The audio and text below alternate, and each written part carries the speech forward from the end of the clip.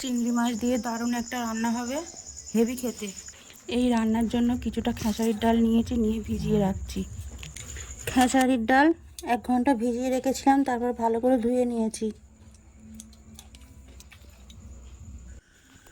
রান্নার জন্য এদিকে সবজিগুলো কেটে নেব। পুঁই শাক আর আলু, পুঁই শাক আলু কেটে নিয়েছি। ডালটাকে বেটে নেবো এবার।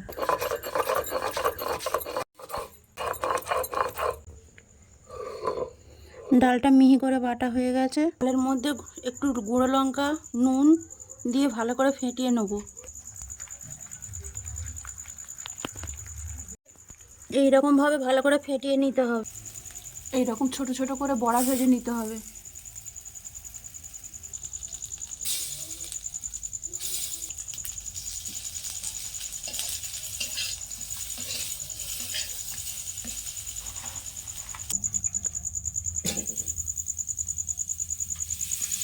চিংড়ি মাছগুলোকে কেটে ধুয়ে পরিষ্কার করে ভালো করে নুন হলুদ মাখিয়ে নিলাম।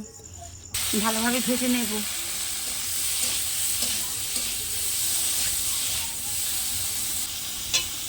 হয়ে গেছে, লাগিয়ে নিলাম। এগুলোকে চাপিয়ে দিলাম। সব সবজি একসঙ্গে পেঁয়াজ কুচি, পেঁয়াজ কাঁচা লঙ্কা ভালো করে ভাজবো।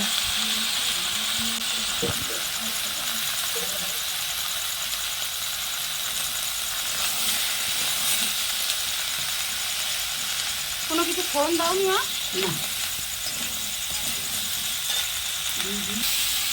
নুন হলুদ দিয়েছে সামান্য, স্বাদ মতো দিয়ে ভালো করে ভাজা হচ্ছে।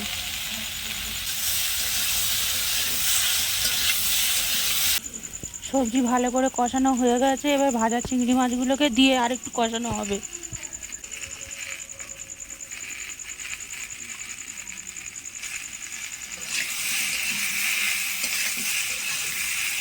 সবজিগুলো ভালো করে কষানো হয়ে গেছে, এবার জল দিয়ে দেবো।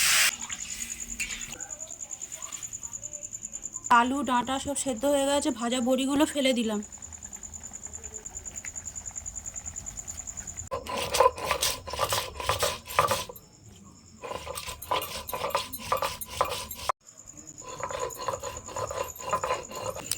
জিরে, ধনে, আদা, গোলমরিচ সব কিছু মশলা বাটা হয়েছে, দিয়ে দেবে।